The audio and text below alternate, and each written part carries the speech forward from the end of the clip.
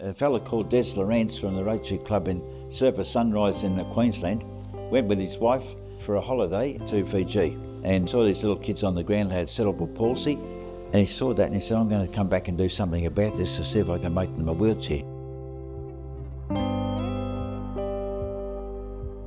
My name is Brother Olly Pickett, and I'm the volunteer factory manager here at Wheelchairs for Kids.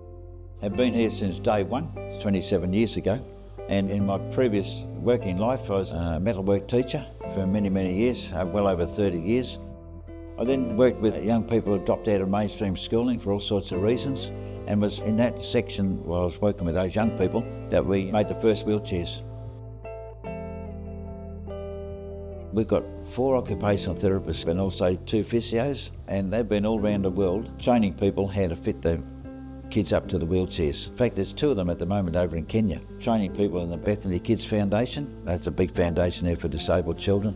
So when we send a container to Bethany Kids, they'll know what to do, how to set the kids up properly. So these volunteers have been all over the world. They've been through African countries, right up through the Pacific Islands. They've been to Cambodia and Laos and Vietnam. Yeah, so it's wonderful what they do.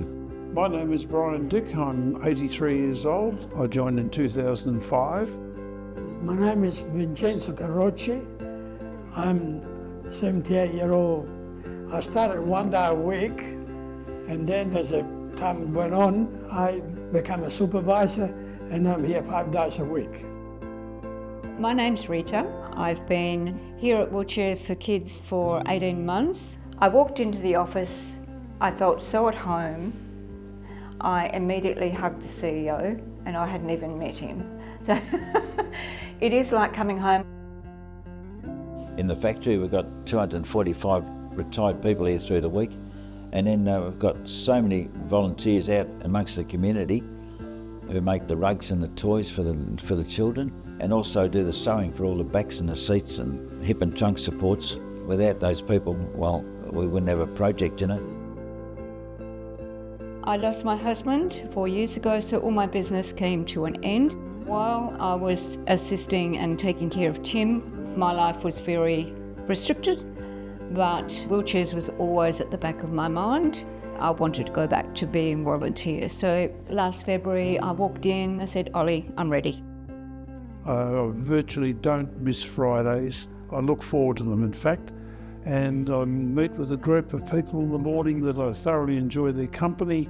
We come from all different walks of life, but we get on very well together. We've got a common element when we do meet each other at a group function or see them in a blue shirt. I know they're part of our organisation, and it's just a joy to talk to them. It's almost like family, really, because we're all roughly the same age, so we all get on really well, and every now and then we go for lunch, and it's about 30, 40 of us at once, you know, so it's like a big family. I think the main thing that stands out for me in the factory is the wonderful camaraderie here amongst their volunteers. We're all working for the one purpose, that we're trying to get little kids off the ground in the best wheelchairs possible. And we've got volunteers here from all walks of life, you know, from electricians and plumbers, we've got doctors and nurses, we've got school teachers, people who are in banks all their life, and so it goes on. I think if you named a profession, someone would be here. You'll learn till the day you die. You're always learning. I learned that much, and now I can do a wheelchair all on my own. I just like the direction this group is taking and just how successful it can be. And over a 20-year period, I've seen some growth in the achievements and the aims and the outcomes that the group has made. It was not hard to get motivated, really, because we get wonderful feedback from the countries we send them to, and we send them to over 81 countries now around the world.